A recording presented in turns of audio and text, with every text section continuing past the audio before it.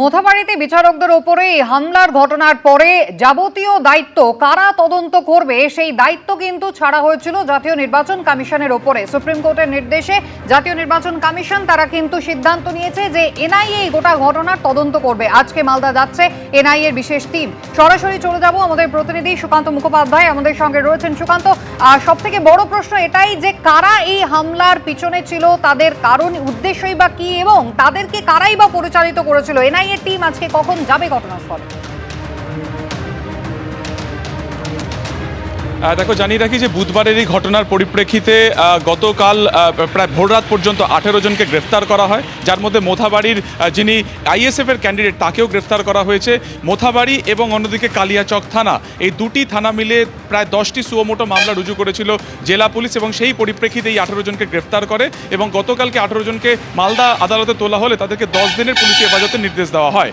ঠিক এই পরিপ্রেক্ষিতে আমরা জানি যে গতকাল রাত্রে ইলেকশন কমিশনের তরফে ন্যাশনাল ইনভেস্টিগেশন এজেন্সি বা এনআইকে তদন্তভার দিয়েছে এবং গতকাল রাত্রির পর্যন্ত তাদের কাছে সেই অর্ডারের প্রতিলিপি পৌঁছানোর পরে তারা একটি স্পেশাল টিম গঠন করেছে এবং আজকে দুপুরের মধ্যে সেই এনআইএ টিম তারা কিন্তু মোথাবাড়ি এবং কালিয়াচক থানাতে প্রথমে তারা আসবেন, সেখানে যাবতীয় নথিপত্র তাদেরকে হ্যান্ডওভার করা হবে এবং তারপরে তারা কিন্তু সরাসরি স্পটে যাওয়ার একটা পরিকল্পনা রয়েছে, অর্থাৎ কালিয়াচক বিডিও অফিস বা কালিয়াচক 2 নম্বর ব্লক অফিস, যেখানে গত বুধবার দিনকে 11টা থেকে শুনানি শুরু হওয়ার পর থেকেই কার্যত বাইরে ভিড় বাড়তে থাকে এবং 4টের পরে সেই সিচুয়েশন একেবারে হাতের বাইরে বেরিয়ে যায়। ঠিক 5টা থেকে 6টা নাগাদ যখন এই বিচারকদের যারা শুনানি করছিলেন, বিচার বিভাগীয় আধিকারিক, তারা যখন বেরোতে যান সেই সময় তাদেরকে আটকে দেওয়া হয় এবং সেই অবস্থা চলে রাত্রির 11টা পর্যন্ত।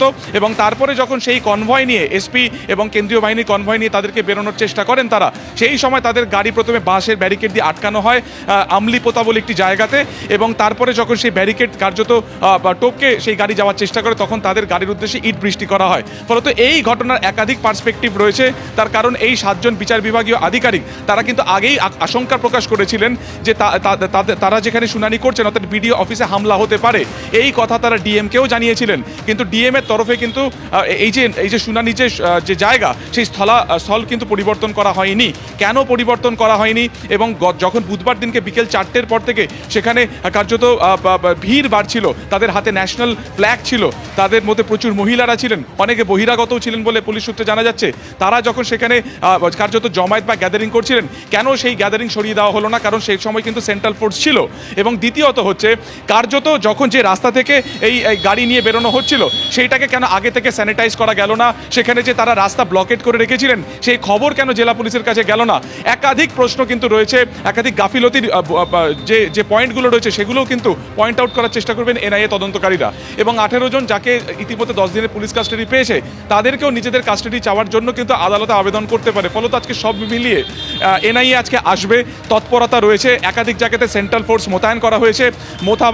মোথাবাড়ির কালিকাপুর গ্রাম, যেখানে আমরা গতকালকে গেছিলাম, রাস্তার মধ্যে গাছের গুড়ি ফেলে সেখানে আগুন লাগিয়ে দেওয়া হয়েছিল, তারপরে অচিনতলা, তারপরে হচ্ছে তোমার মোথাবাড়ি, সমস্ত জায়গাতে কিন্তু ইতিমধ্যে ডিপ্লয় করা হয়েছে সেন্ট্রাল ফোর্স, যাতে নতুন করে কোনো বিক্ষোভ না হয়। অন্যদিকে যে জাতীয় সড়ক, যেখানে আমি এই মুহূর্তে দাঁড়িয়ে একবার ছোট করে দেখিয়ে নেবো, এই হচ্ছে ন্যাশনাল হাইওয়ে 12 নম্বর জাতীয় সড়ক।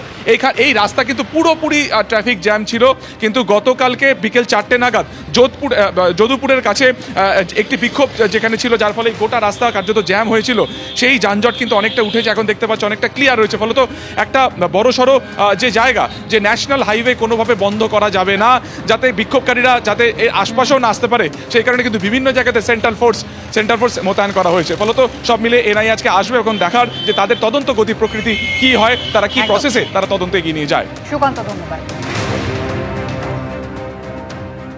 এখন ঘটনাস্থলে পুলিশ রয়েছে, কেন্দ্র বাহিনী রয়েছে, কিন্তু যেভাবে বর্বরচিত হামলা হলো বিচারকদের ওপর, কি পরিস্থিতির সম্মুখীন হয়েছিলেন বিচারকরা সেই ছবি একবার দেখাবো। প্রথমে ঘন্টার পর ঘন্টা তারা আটকে রইলেন, কার্যত অবরুদ্ধ হয়ে রইলেন, এবং তারপর যখন কেন্দ্র বাহিনীর সহায়তায় তাদের বার করা হলো, গাড়ি নিয়ে বিচারকরা যাচ্ছেন, সেই সময় রীতিমতো বর্বরচিত যে হামলা হলো আর্তচিৎকার করলেন তারা। Suffered accident. Please communicate it to register, sir. Our pilot is no more there. Our pilot car has suffered accident due to these hurdles. Our pilot is no more there. He has suffered accident due to the hurdles of bamboos and the hurdles and the bricks. We are traveling alone. High Court, take care of my children. Take care of my children if something happens to me. We are attacked. We are attacked by bricks. My car was attacked. All our cars were attacked with bricks and bamboos. They should not have allowed us to live. They should not have allowed us to live. যদি দাঁড়িয়ে যদি যাই তাহলে আমরা সবাই মরে যাই। যেখানে বোম মেরেছিল এই তো সুপ্রিম কোর্টের নির্দেশে কলকাতা হাইকোর্ট নিযুক্ত করেছেন এই জুডিশিয়াল অফিসারদের। তাদের নিরাপত্তার সম্পূর্ণ দায়িত্ব নির্বাচন কমিশনের। কড়া প্রতিক্রিয়া দিয়েছে গতকাল সর্বোচ্চ আদালত। বিচারপতি জয়মাল্য বাগচি বলেন, জুডিশিয়াল অফিসারদের নিরাপত্তা দেওয়া নির্বাচন কমিশনের দায়িত্ব। তার জন্য যা যা করার দরকার তা নির্বাচন কমিশনকে করতে হবে।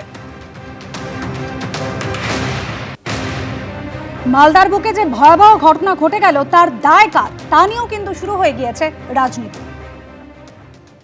পশ্চিমবঙ্গে যত দাঙ্গা মমতা বন্দ্যোপাধ্যায়ের সময় হয়েছে, এই এত পরিমাণ দাঙ্গা পশ্চিমবঙ্গে অন্য কোনো শাসন ব্যবস্থায় হয়নি।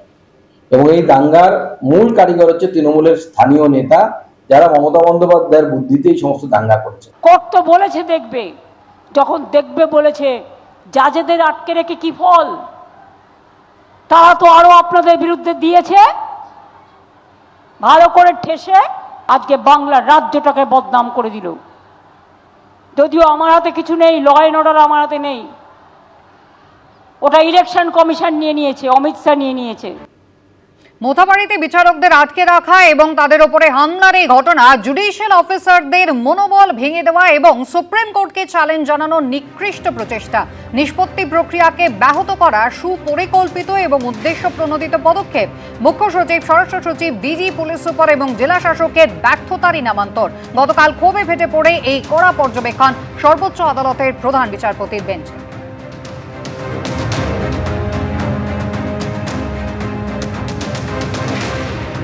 এতদিন সাধারণ মানুষ বলতেন যে রাজ্যের আইন শৃঙ্খলা ভেঙে পড়েছে, আর এখন সুপ্রিম কোর্ট বলছে যে পশ্চিমবঙ্গের আইন শৃঙ্খলা ভেঙে পড়েছে।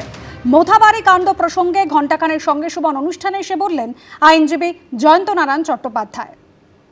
মহামান্য সুপ্রিম কোর্ট যা বললেন তা ভয়ঙ্করভাবে তাৎপর্যপূর্ণ। এতদিন আমরা বলতাম যে আইন শৃঙ্খলা ভেঙে পড়েছে, কেউ কেউ প্রতিবাদ করতেন, সাধারণ মানুষ বলতেন আইন শৃঙ্খলা ভেঙে পড়েছে, কেউ কেউ প্রতিবাদ করতেন, তাদের মারধর করা হতো।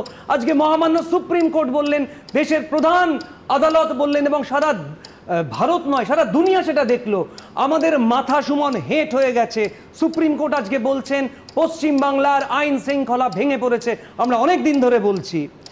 সর্বোচ্চ আদালত বলছে রাজ্যের কি হাল হয়েছে আমরা দেখতে পাচ্ছি। আপনারা সব ব্যাপারে রাজনীতি করেন, ছি ছি ছি, এ লজ্জা লুকোবো কোথায়? সুমন, মনে রেখো, আমরা সাধারণ মানুষ, আমরা সব জায়গা থেকে ঠক্কর খেতে খেতে আমাদের শেষ ভরসার জায়গা আদালত, সেখানে আমরা যাই। কিন্তু সাধারণ মানুষের নিরাপত্তা কোথায়, যেখানে মাননীয় বিচারকদের নিরাপত্তা দেওয়া যায় না? কেন তারা 10 থেকে 12 ঘন্টা আটকে থাকবেন? আজকে বলা হচ্ছে যে নির্বাচন কমিশনের হাতে নাকি রাজ্যের আইন শৃঙ্খলার দায়িত্ব। একেবারে ভুল। কিছু কিছু দিক তো এখনও রাজ্যের প্রশাসনের দায়িত্ব। কেন আগেই যদি মনে করে পুলিশ নির্বাচন কমিশনের দায়িত্ব, নির্বাচন কমিশনের নজরে আনলো না কেন? এবিপি আনন্দ, এগিয়ে থাকে, এগিয়ে রাখে।